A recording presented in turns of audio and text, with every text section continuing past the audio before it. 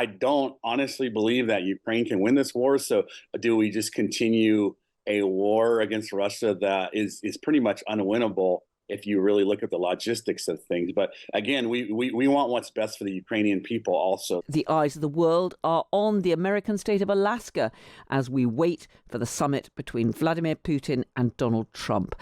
Let's go there now, because we can speak to Republican Senator Mike Cronk from the Alaska State Senate. Good evening to you, Mike. Good evening. Thank you. Fascinating to have this going on in your own backyard. What do you think that people there in Alaska are making of being the hosts for this potentially hugely important meeting between the leaders of the two of the world's superpowers? I think for the most part, most Alaskans are really excited about having President Trump here, and then maybe they're not so happy about having President Putin here, but we appreciate the efforts of President Trump and President Putin of coming here to hopefully find a solution to end the Ukraine war. I mean, there's no war that's good right now, but we're pretty excited. We're pretty excited about our president and what he does specifically.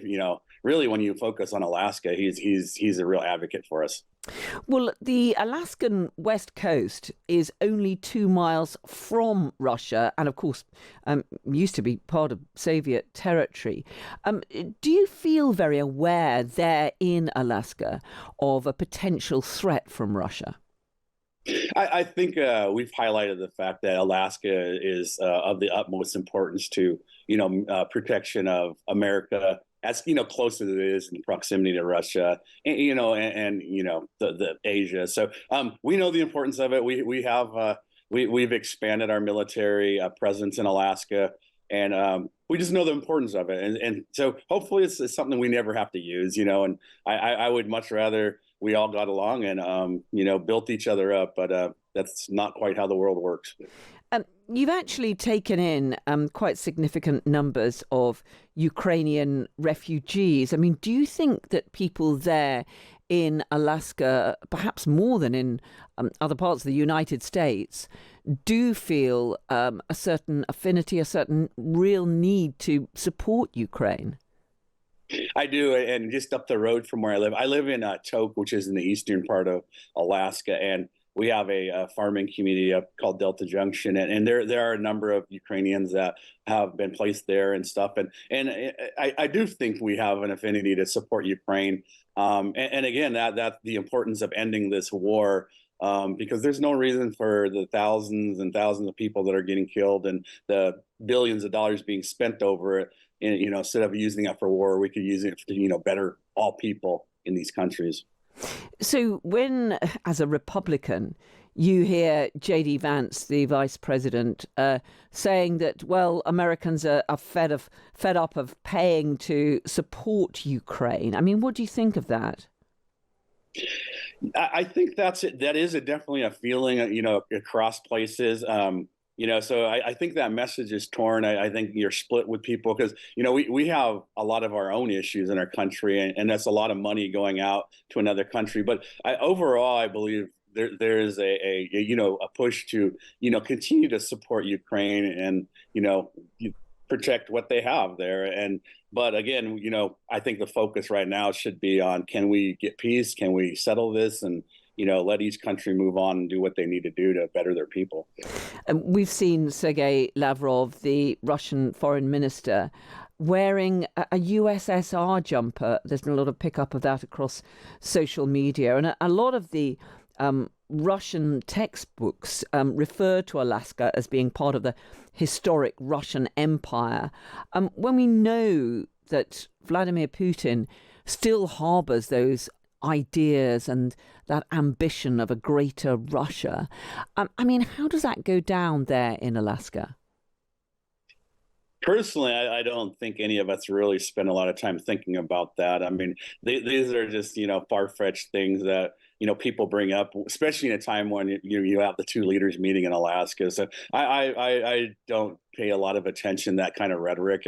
We're we're a big state, but we're part of America, and we'll protect our interests, obviously. But I just think it's rhetoric to incite people, to get out and spew whatever rhetoric they have about it. But I think Alaska's safe, America's safe, and I don't think Russia has any intention of doing something that silly.